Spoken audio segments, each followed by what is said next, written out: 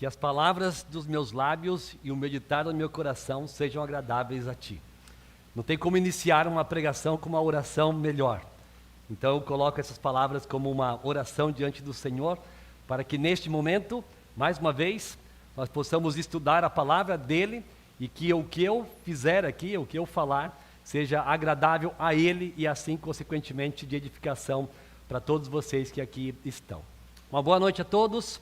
Que Deus abençoe nossas vidas nesse tempo da pregação da palavra.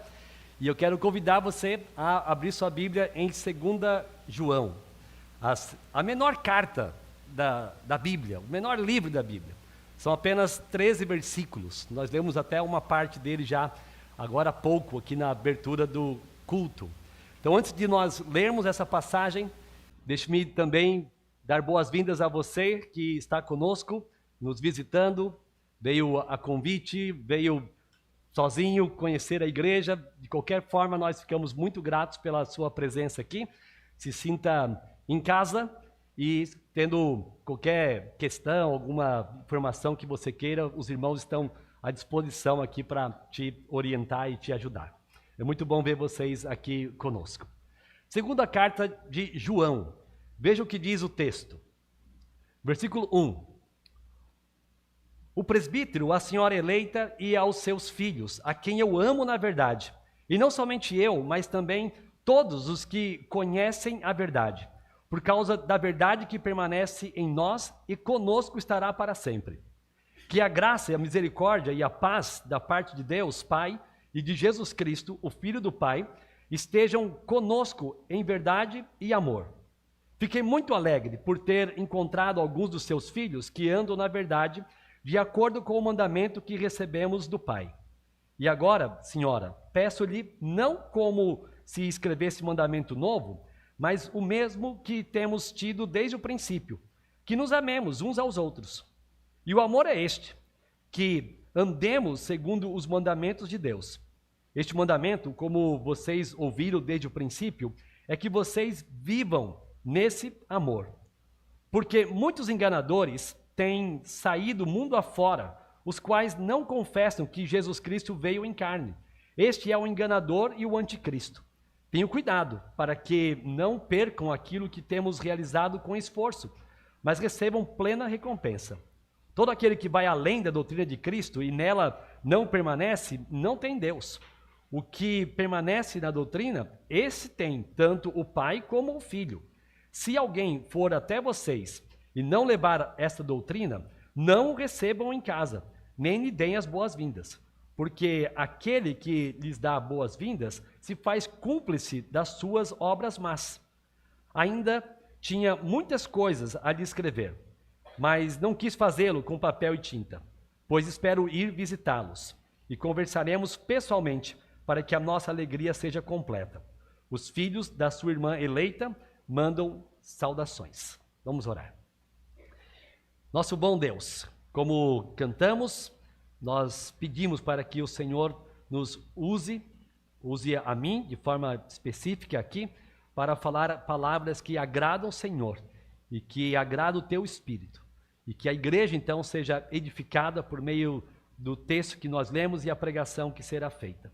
Peço que o Senhor nos dirija e que o nosso coração se volte verdadeiramente para o que o Senhor tem para nós, especialmente no entendimento dessa pequena carta que nos adverte quanto à doutrina de Cristo que devemos preservar e nos afastar daqueles que não pregam a mesma mensagem. Também que devemos viver em verdade e amor, como irmãos que creem de forma correta, de acordo com a sua revelação, a revelação do nosso Senhor Jesus. Nos dirige aqui nesse tempo de adoração, no nome do nosso Salvador. Amém. Estamos numa série de pregações chamada Poucas Palavras, Grandes Mensagens. Essa é a nossa série. Nós já começamos com a exposição do livro de Obadias, pequeno profeta do Antigo Testamento. Fizemos 2 sermões lá no livro de Obadias. Depois fomos para Filemão, então no Novo Testamento, e fizemos também 2 mensagens em Filemão. E agora estamos entrando na segunda carta de João. Depois, Deus assim permitindo, o próximo sermão será a terceira carta de João. E depois, Judas. e ainda Ageu. Ageu não tem um só capítulo, tem 2, mas são ainda assim as menores cartas, os menores livros da Bíblia, e queremos fazer a exposição e tirar lições de todos estes livros. Então, preste atenção, né, nesses livros que têm temas diferentes, e isso também nos alimenta de uma forma mais diversificada nessa série. Nós paramos para pensar sobre reconciliação, falamos sobre o orgulho, agora vamos falar sobre a questão de relacionamento com o Senhor e também defesa da fé, depois uma outra abordagem, e assim vamos seguindo. Então, temos essa série para darmos continuidade, poucas palavras, grandes mensagens. Eu quero trabalhar então com os irmãos nessa noite o tema verdade e amor, marcas do cristão maduro. Verdade e amor, marcas do cristão maduro. Nós vivemos numa época de extremos. De certa forma, algumas pessoas querem falar sobre verdade, outros querem falar sobre amor. Aqueles que querem falar sobre verdade, às vezes, falham na maneira de se relacionar com outras pessoas, porque querem defender uma verdade a todo custo e acabam maltratando, atacando pessoas. Não são amáveis, não são gentis. E assim, descansam na ideia de que eu estou falando uma verdade, é a sã doutrina, é o que você tem que acreditar. Por exemplo, essa não é a maneira que você deve pregar o evangelho. Você não deve chegar numa pessoa que não conhece a Cristo e começar a brigar com ela para defender a sua fé. Não faz sentido. Ela precisa ouvir a mensagem sobre Jesus, mas ver a sua vida como um exemplo dessa mensagem que você está levando. Por outro lado, existem aqueles que querem fazer tudo em nome do amor. Então, outros falam tanto de amor que já não estão dispostos a obedecer à verdade. Falam de amor, mas colocam o amor como sendo o aspecto mais importante dos relacionamentos, e aí não importa o que a pessoa crê, o outro crê, o importante é amar a Deus, amar a Jesus, então estamos todos juntos. Há quem diga então que o importante é amar e que não devemos discutir teologia, não devemos discutir doutrina. Inclusive tem aqueles que usam um versículo bem fora do contexto. A letra mata. Já viu essa? Né? Então, não vou estudar doutrinas porque a letra mata. Então, não tem nada a ver com isso. Nós devemos conhecer sim doutrinas, verdades sobre o nosso Deus, sobre Jesus, como essa carta aqui nos ajuda a entender. O apóstolo João, então, quem escreveu essa carta, ele estava preocupado com as duas coisas, verdade e amor. Sem um extremo, sem outro extremo. Para ele, João, a verdade e amor devem caminhar juntos. As duas coisas são importantes. Portanto, o cristão não pode ser separado da verdade de Cristo. Cristão é uma referência a Cristo, aquele que segue os seus ensinamentos. Então, quem segue os seus ensinamentos deve também expressar amor àqueles que estão ao seu redor. E a verdade cristã nunca deve ser defendida de maneira incompatível com o testemunho cristão. Como já falei sobre como pregar a alguém que não aceita o evangelho nas nossas primeiras palavras. Você vai brigar com essa pessoa? Não. Ame-a, ore por ela e pregue o evangelho. Essa é a verdade, né? A doutrina, a mensagem que essa pequena carta nos traz. Quem escreveu então 2 João? Foi, como já disse, o apóstolo João. Veja o que o versículo 1 diz. O presbítero, a senhora eleita, aos seus filhos, a quem eu amo na verdade. Ele não começa a carta se apresentando como o apóstolo, que ele poderia fazer isso, até pelo momento que ele estava vivendo. Ele estava nessa época aqui, no finalzinho do primeiro século, anos 90 do primeiro século, praticamente como o único apóstolo vivo. Então, quando ele se identificasse como apóstolo, ele teria uma atenção grande voltada para ele. E ele era um apóstolo, mas só que ele se apresenta como um presbítero, ou seja, como um pastor.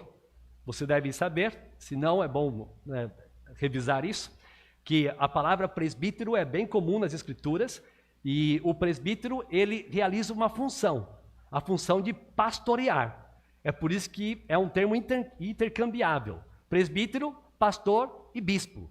É a mesma função, 3 nomes diferentes. Nós, batistas, temos a tradição de nos referirmos ao que cuida da igreja e que leva os ensinamentos como pastor. Mas poderia ser presbítero, poderia ser bispo, não apóstolo. Não apóstolo, não patriarca, não coisa, mas presbítero, pastor ou bispo é a mesma coisa. Então esse presbítero aqui, João, ele está se apresentando como aquele que era um dos 12 seguidores de Jesus, um dos 12 apóstolos. Ele que foi testemunha do ministério terreno de Cristo. Esse João foi aquele que foi testemunha da vida, dos ensinamentos, da morte e da ressurreição. Foi aquele que foi o único dos discípulos que ficou durante a crucificação ali aguardando, né, o desfecho de tudo que estava acontecendo com Jesus. Esse João, que era tão jovem naquela época, talvez o mais jovem dos 12, agora já é um homem idoso, está numa fase final da sua vida e ainda servindo ao Senhor. Indiretamente, a gente tem uma lição bem interessante aqui, porque não tem idade para servir a Deus. Você pode começar adolescente, pode começar criança, pode começar jovem, pode passar a vida inteira servindo ao Senhor. A vida cristã não tem aposentadoria. Se você está servindo ao Senhor, independentemente da sua idade, você pode continuar servindo em diferentes ministérios, de diferentes formas. E João ali estava servindo ao Senhor. Ele, inclusive, tinha escrito a primeira carta, a segunda, que é esta, a terceira, o livro de Apocalipse, o Evangelho de João. Então ele estava ministrando, servindo, ensinando e agora registrando tantos ensinamentos que ele aprendeu com Jesus. Ele não está enfatizando a sua posição apostólica. Ele se apresenta como um presbítero, como um pastor. Semelhantemente ao que Pedro fez. Pedro, também o apóstolo, quando escreve a sua primeira carta, lá no capítulo 5, versículo 1, ele também se apresenta como um presbítero. Aos presbíteros que há entre vocês, eu presbítero com eles. É o que Pedro disse lá. Tanto Paulo, ou melhor, tanto João como Pedro se apresentam como aqueles que têm uma função pastoral, não apenas de autoridade apostólica. Então isso nos ensina também algo bem interessante. A autoridade espiritual não existe simplesmente para que as pessoas sejam mandadas por aquele que tem autoridade. A relação de um líder espiritual com a sua igreja, com as suas ovelhas, deve ser de cuidado, ensino, proteção, condução para se aproximar cada vez mais de Deus. Essa é a função pastoral. Função pastoral que Pedro estava praticando e que João também estava. E João aqui estava preocupado com aqueles irmãos. Ele estava agindo pastoralmente. Ele estava desejoso de que aquela igreja, aqueles irmãos, estivessem continuamente vivendo na verdade e praticando o amor que agrada a Deus. Ele, como presbítero, como pastor, estava cuidando daquele rebanho, protegendo o rebanho dos falsos mestres, dos enganadores. Um pastor, então, ele não apenas alimenta suas ovelhas, mas ele também protege suas ovelhas dos lobos. Então, João escreveu essa carta. Agora, a pergunta interessante também é, para quem ele escreveu? Talvez você já tenha pensado sobre isso, já até pensou em pesquisar quem é a senhora eleita. O presbítero, a senhora eleita e aos seus filhos. Ou seja, essa senhora eleita e os seus filhos são os destinatários dessa pequena carta. Existem duas interpretações mais comuns. Uma é a interpretação que diz que a senhora eleita é uma representatividade de uma igreja. Então, uma igreja que é chamada de senhora eleita. Bem, isso é possível, mas eu acredito mais na segunda interpretação, a leitura natural do texto. Todas as vezes que estamos lendo a palavra de Deus, que você pode ler tranquilamente e seguir por uma interpretação mais natural, siga a interpretação mais natural. É a minha dica hermenêutica, ou seja, de interpretação bíblica para você. Não fique pensando em símbolos, significados. Não tente ficar tentando trocar sentido daquilo que está no texto. Isso pode te levar a algumas complicações. E também eu penso da seguinte maneira: se eu estiver errado e chegar no céu e o Senhor falar, não, você pregou lá falando que era uma senhora e não era. Eu vou pensar em responder assim, Senhor, mas estava escrito senhora. Estava escrito senhora eleita. Então, aí fica difícil, né? Bem, isso para entender que se o texto quisesse ser mais específico, ele poderia ser. A senhora eleita, então, é uma referência a uma irmã em Cristo. Uma irmã que tinha na sua casa uma igreja, como acontecia na casa de Priscila e Áquila, na casa de Ninfa, lá de acordo com Colossenses capítulo 4. Então, a igreja se reunia em casas. E tinha lá sempre um casal, ou uma senhora, ou um homem, que recebia pessoas em suas casas. Então, ao mesmo tempo que entendemos que era uma pessoa, uma senhora, ainda assim entendemos que existia uma igreja ali. Então é muito próximo, né, as duas interpretações possíveis. E é uma posição defendida por alguns comentaristas de respeito, então eu gosto de seguir uma leitura mais natural do texto, como estou falando para os irmãos aqui. Portanto, podemos imaginar uma mulher cristã conhecida por sua fé, tanto que ela é chamada de eleita. É interessante também esse termo, esse adjetivo, essa descrição, porque às vezes pessoas ficam discutindo o conceito, a doutrina da eleição e ficam até com medo de falar sobre o assunto. E era tão natural para os autores do Novo Testamento falar, olha, vocês são eleitos. Ah, aquela senhora é uma eleita. Ou seja, alguém salva pelo Senhor Jesus e que tem dado frutos. Então fica evidente que é uma pessoa eleita. Porque quem diz que é crente, quem diz que é seguidor de Jesus, mas não dá frutos, nos deixa na dúvida. Mas se alguém está andando nos caminhos do Senhor e dá frutos, então nós podemos falar tranquilamente, é um eleito do Senhor. Porque foi graça dele, de Deus, que veio sobre esta pessoa e a resgatou das trevas e trouxe para a maravilhosa luz. Então vários dos irmãos aqui, ou quase todos, que já tem Cristo Jesus como Senhor e Salvador, pode ter tranquilidade de dizer, eu sou um eleito, Deus me escolheu para servi-lo. Isso é graça, é amor dele sobre nossas vidas. Qual era a preocupação de João? João tinha uma preocupação. Ele estava escrevendo essa carta com um motivo, não estava simplesmente mandando uma mensagem aleatória, ele tinha um propósito. Ele estava escrevendo essa carta porque aquela igreja que se reunia então na casa da senhora eleita, estava sendo ameaçada por falsos mestres, por enganadores.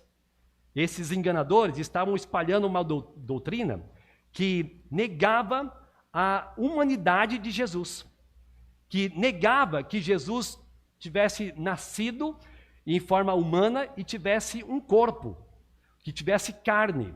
Eles estavam influenciados por uma doutrina naquele primeiro século, de que o que é bom não pode ser material, não pode ser físico. Então, como é que Jesus, sendo o Filho de Deus, teria um corpo físico? Então, eles negavam essa possibilidade. Até tinha uma conversa sobre Jesus, mas tinha uma definição de Jesus diferente do que encontramos nas Escrituras.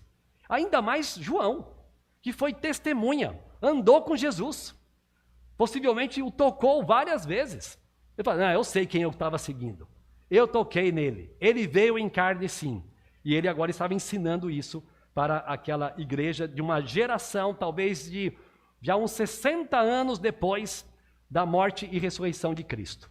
Então já tinha muita gente ali que não tinha andado com Jesus, e João está trazendo esses ensinos novamente. Isso era gravíssimo. Negar que Jesus tivesse vindo em carne. Se Cristo não veio verdadeiramente em carne, então não houve verdadeiramente a encarnação. Se não houve a encarnação, toda a mensagem do Evangelho não faz sentido. Ele veio como? Ele era simplesmente um fantasma? Era um espírito? Não faz sentido.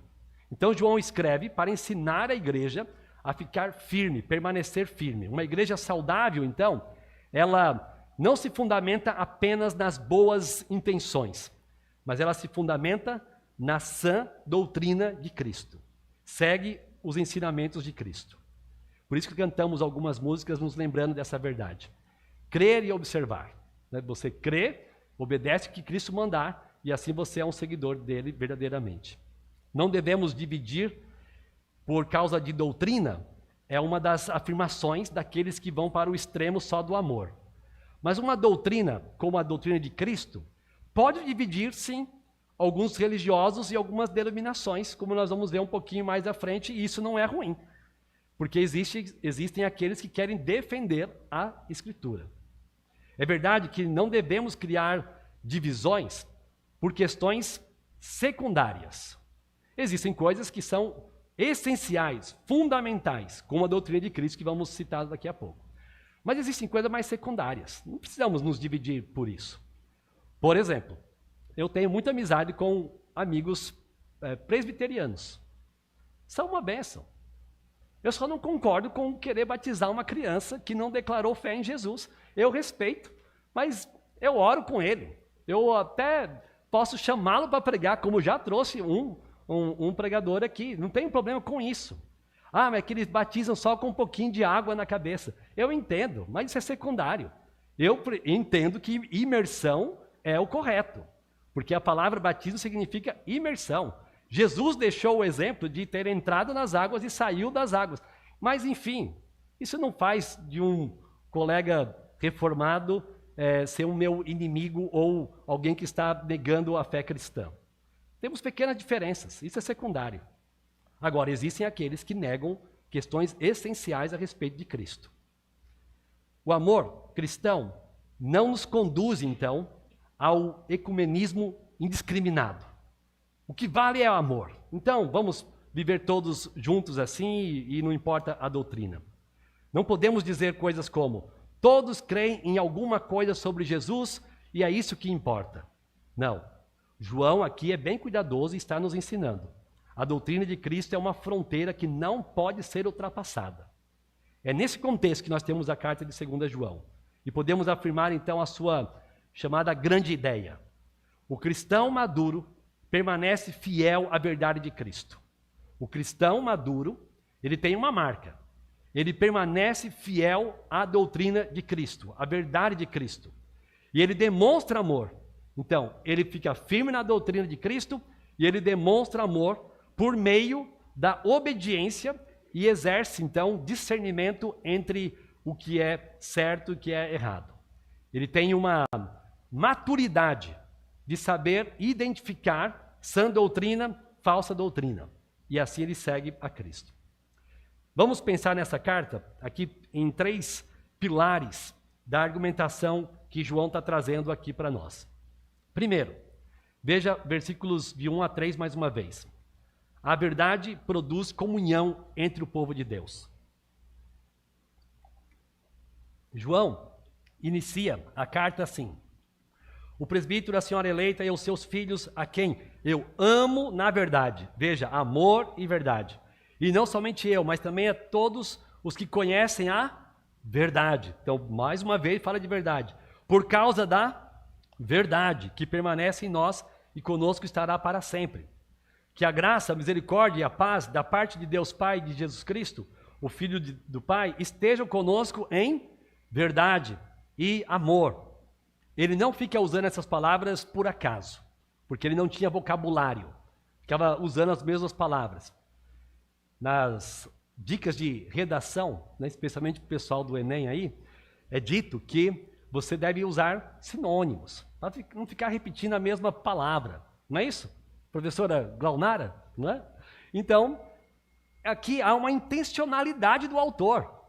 Então você tem que entender, ele não está com dificuldade de arrumar outras palavras, não. É que ele quer que a igreja, que todos que leiam a carta, guardem bem essas informações. Verdade e amor, verdade e amor. É intencional. É a ação do Espírito Santo que escolhe palavra por palavra para que nós tenhamos a Bíblia hoje em nossas mãos, que nós estamos vendo aqui. João inicia sua carta falando de verdade, amor, graça, misericórdia, paz. E observe como verdade e amor aparecem juntos. A quem eu amo na verdade. Depois, que por causa da verdade que permanece em nós e conosco estará para sempre. A verdade do Evangelho, então, fundamenta é o fundamento da comunhão, dos relacionamentos cristãos.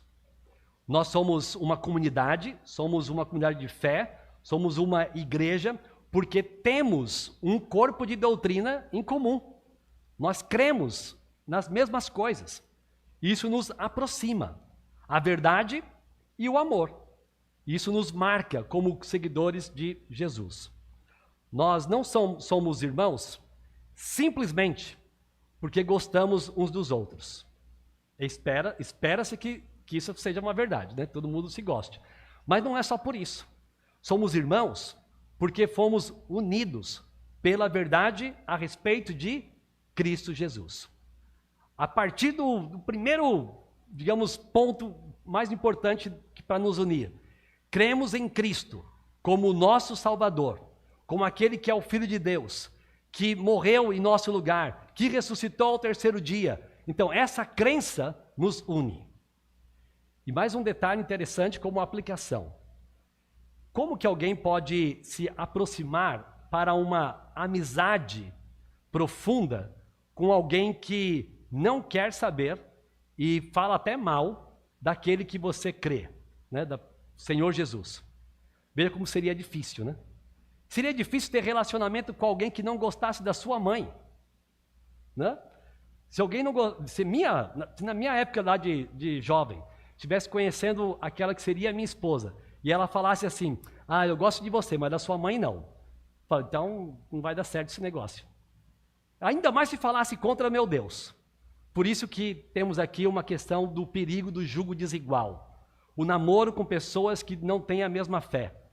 Isso não vai dar certo. É uma advertência do nosso Deus sobre tomar cuidado com a comunhão com aquele que não tem a mesma fé. Então, devemos levar isso em conta. Uma igreja saudável, ela precisa amar, mas ela também precisa saber no que crê. O que você crê sobre a Bíblia, sobre Deus, sobre Jesus Cristo, sobre o Espírito Santo e assim por diante. Por isso, nós como igreja temos o nosso tempo de escola bíblica dominical, nossa abordagem de diferentes assuntos, como panorama do Novo Testamento, do Antigo, teologia sistemática, enfim, estamos ensinando doutrinas para fortalecer a nossa fé em Deus e no Senhor Jesus. E você deve participar dessas oportunidades para crescer mais no conhecimento do Senhor. A igreja não pode abandonar a doutrina para preservar uma aparência de unidade. A verdadeira unidade tem que estar baseada na fé em comum acerca de Jesus Cristo. O amor bíblico, ele ama pessoas, mas ele ama pessoas na verdade. Vimos então aqui o primeiro pilar da argumentação de João nessa carta. A verdade produz comunhão entre o povo de Deus. Doutrina, sã doutrina, une pessoas para relacionamentos saudáveis. E o amor, então, é praticado e é vivenciado numa comunidade assim. Vamos agora olhar para um segundo pilar. O amor verdadeiro se manifesta na obediência. O amor verdadeiro se manifesta na obediência. Veja a razão da alegria de João. Fiquei muito alegre por ter encontrado alguns dos seus filhos. Então, falando à senhora eleita, falando aos seus filhos, mas também podemos entender, se você quiser fazer a leitura dessa forma, aquela igreja e todos os membros daquela igreja que andam na verdade, de acordo com o mandamento que recebemos do Pai. João estava feliz, contente, em saber que aquela irmã em Cristo e os seus filhos estavam vivendo de forma exemplar, seguindo a Cristo, e aquilo trouxe muita alegria a ele. Observe então o que alegrou João. Ele diz que está feliz porque encontrou algum dos seus filhos andando na verdade. Ele se alegra porque aqueles irmãos estavam obedecendo os ensinos de Cristo. Isso trouxe alegria a ele. Lembra que nós falamos que ele se apresentou no início da carta como um presbítero, como um pastor? Então, o que dá alegria para um pastor? E eu falo por causa própria, né? é você ver pessoas andando na verdade. É a maior alegria para um pastor. Não é a alegria de ser presenteado, apesar que são coisas boas, né? De ser convidado para algumas datas especiais, tudo coisa boa, mas a questão que mais dá alegria ao coração de um pastor é ver ovelhas obedecendo a palavra de Cristo. Por outro lado, né, o que entristece é o quê? É ver pessoas desobedecendo a palavra de Deus. Então, há alegria e há tristeza na prática pastoral. Agora, a pergunta é mais pessoal. O que nos faz alegres? O que te dá alegria? O que nos dá alegria como igreja? Essa é uma boa pergunta. O que realmente nos alegra? O crescimento numérico de uma igreja é o que vai mais nos alegrar? Isso pode acontecer, mas será que isso é o que é mais importante para sermos contentes aqui nessa vida? Ou um grande número de programações de sucesso?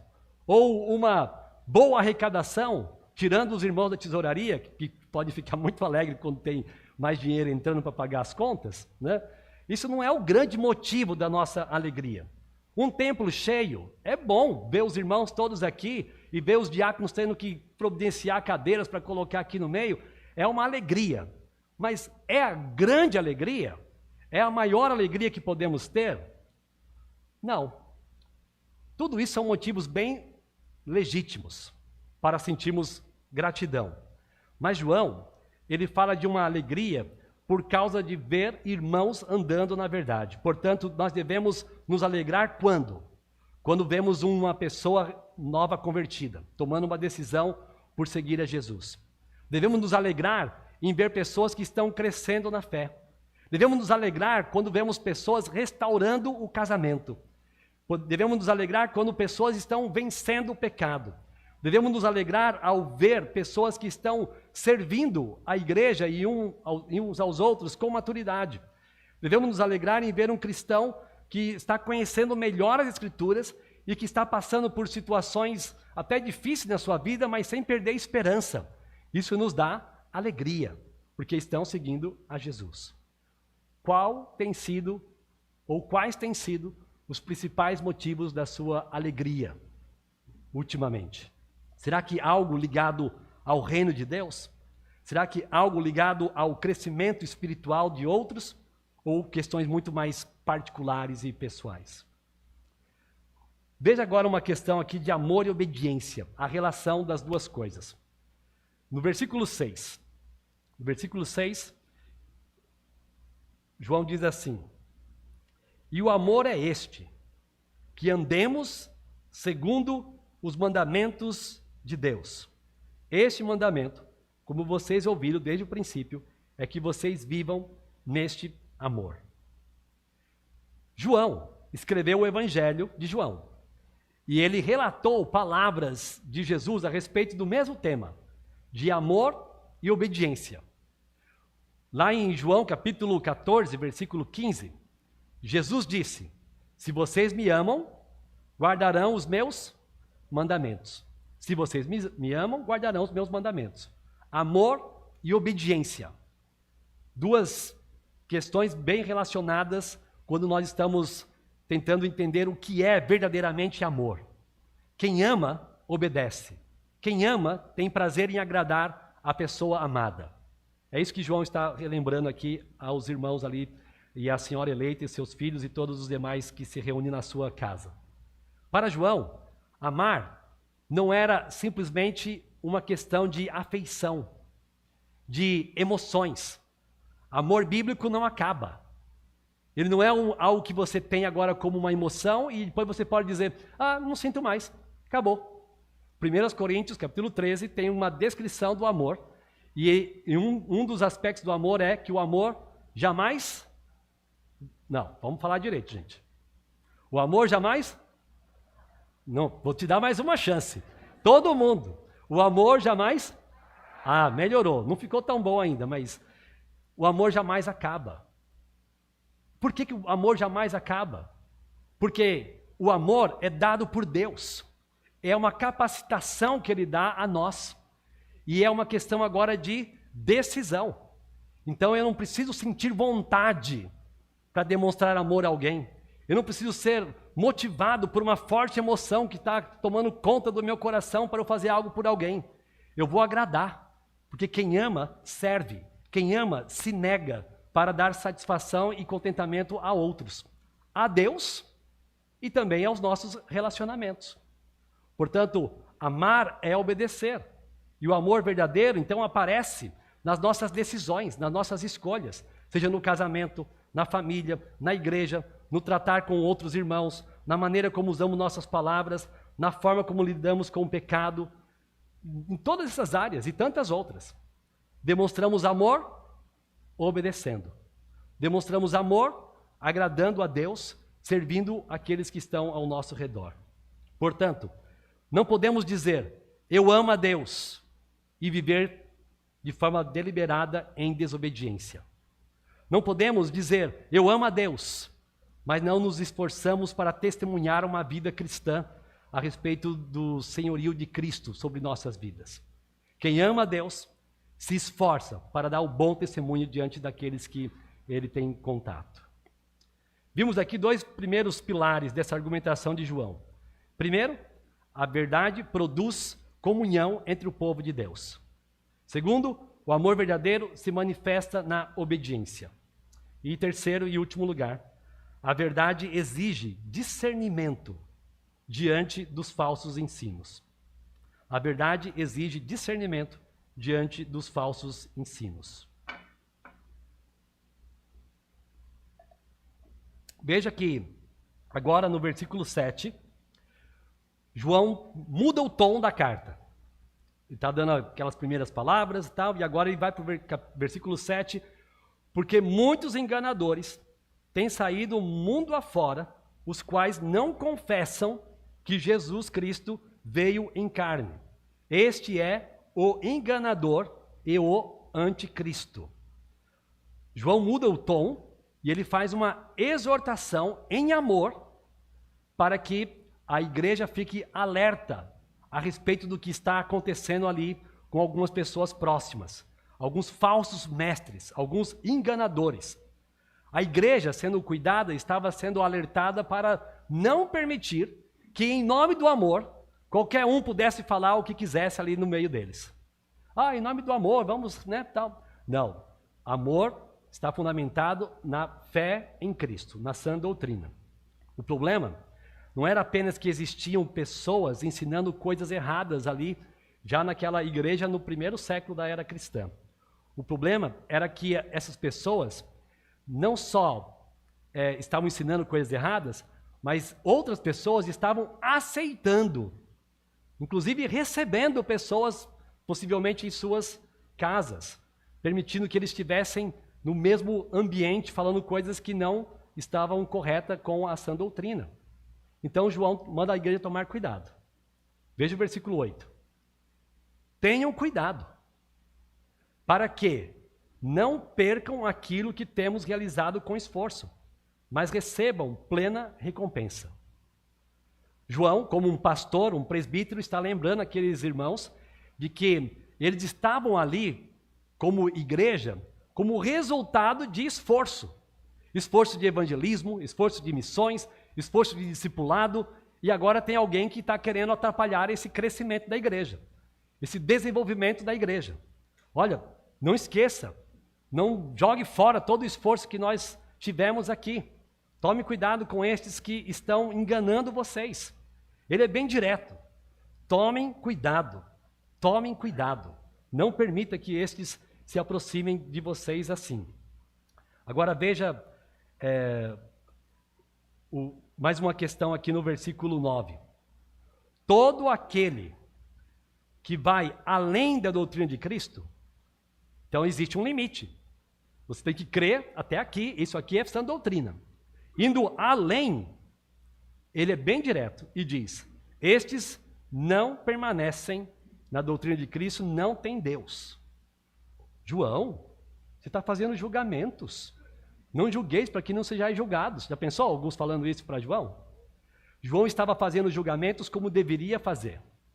Mateus capítulo 7, versículos de 1 a 5, especialmente o versículo 5, o versículo 1 até o 5, mas o 1 tem lá a ordem, não julgueis para que não sejais julgados. Mas não para aí, tem toda uma sequência.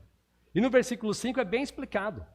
Você não deve ser hipócrita, mas você deve julgar sim.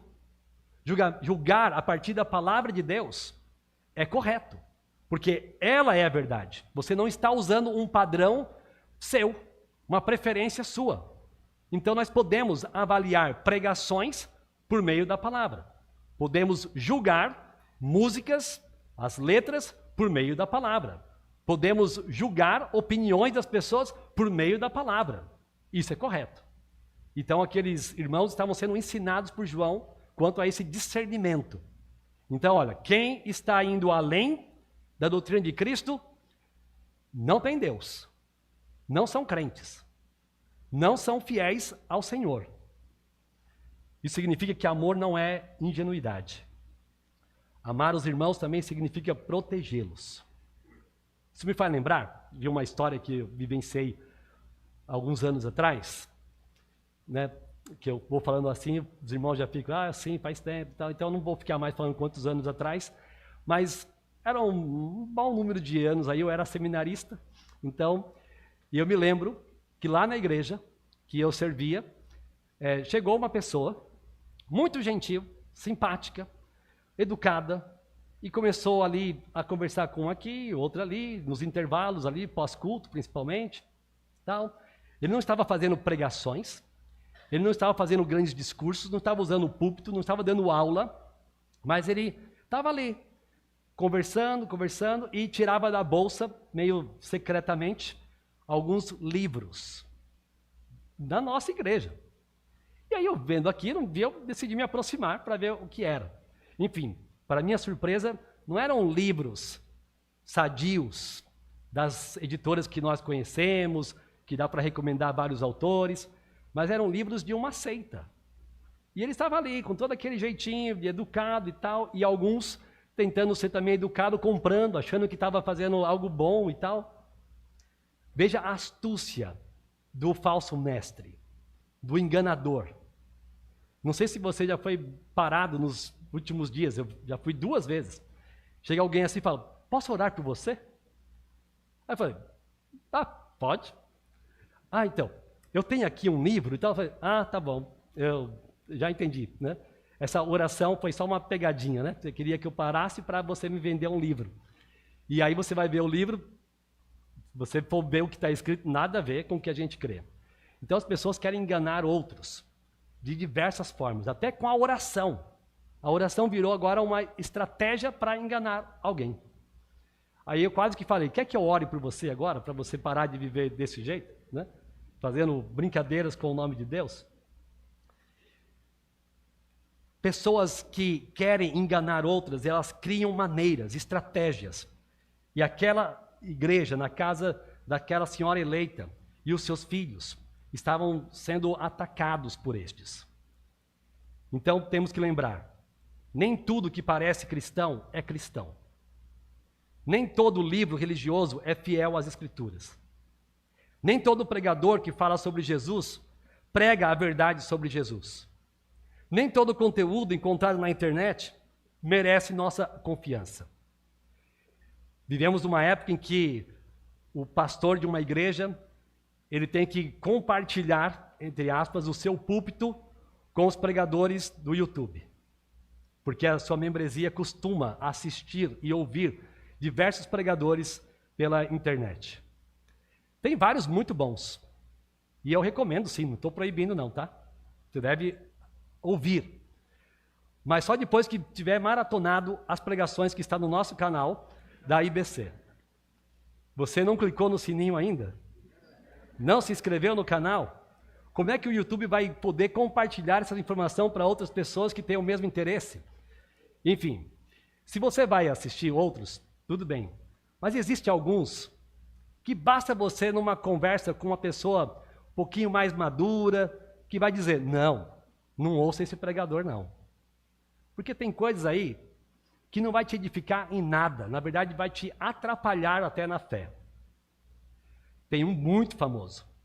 Tudo aquilo que você quiser, tudo aquilo que Deus deixou você ver, tocar, sonhar, olha, isso é seu. Deus quer que você entenda que é seu, porque você é o ponto fraco de Deus e coisas parecidas. Onde que está isso na Bíblia? Mas fala bem, emociona multidões. Tome cuidado.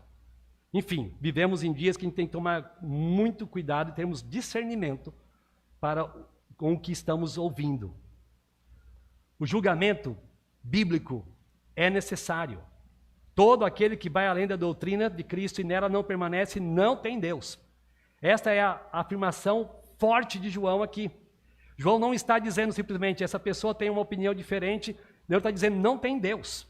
É como Jesus. Jesus disse, cuidado com os falsos profetas. Lá em Mateus 7,15.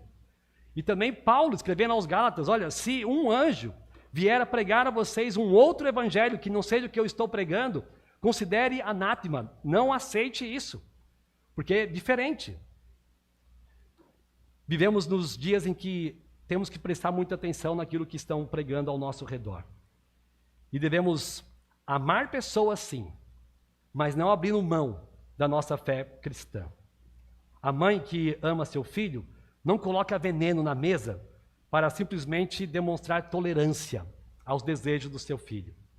Um pastor que ama as suas ovelhas não permite que um lobo entre no rebanho simplesmente porque deseja ser gentil com aquele que está chegando. Uma pessoa que ama seus membros precisa protegê-los do falso mestre, do falso evangelho. Concluindo, verdade e amor são as marcas do cristão maduro. Que Deus nos faça permanecermos firmes na sã doutrina, na doutrina de Cristo, amando verdadeiramente os irmãos e rejeitando qualquer ensino que distorça o evangelho. A verdade produz comunhão entre o povo de Deus, o amor verdadeiro se manifesta na obediência, a verdade exige discernimento diante dos falsos mestres. E isso nos aponta para Jesus. Por quê? O próprio Senhor Jesus é a realidade, é a representação da harmonia entre verdade e amor. Ele se tornou carne, de João 1,14, e o verbo se fez carne e habitou entre nós.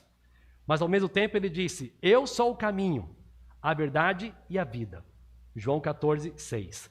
Ele veio ao mundo de forma humana, sendo agora o Filho de Deus com a natureza divina e humana, e também se apresentou como aquele que é a fonte da verdade. Então, ninguém tem maior amor do que este, de dar a alguém a própria vida pelos seus amigos. Jesus fez isso. Veio ao mundo e deu a sua vida por pessoas como nós, pecadoras, chamadas de seus amigos. Na cruz, ele se entregou por sua vida, um pecador. Na cruz, verdade e amor, então, se encontram. As duas marcas que estamos trabalhando aqui para as nossas vidas são vistas na obra e no ministério de Jesus. Devemos defender, então, a verdade, pregando Cristo e fazendo isso com amor, mas sem atacar a verdade. E esse amor também tem que ser uma prática nossa de cuidado e gentileza para aqueles que estão conosco. Uma igreja saudável não precisa escolher entre fidelidade doutrinária e amor cristão. Precisa trabalhar as duas coisas. Verdade e amor são marcas de um cristão maduro. Que Deus nos ajude a vivermos dessa forma, valorizando a comunhão cristã e sendo defensores da fé em Cristo Jesus. Qualquer outro ensino que chegue até nós, que possamos discernir e nos afastar daquilo que não tem harmonia, não tem vazamento, fundamentação com a palavra do nosso Deus. Então uma igreja precisa ser um ambiente de amor, mas um ambiente que ensina doutrina e protege os seus membros. Que Deus nos ajude a vivermos assim. Amém. Vamos orar.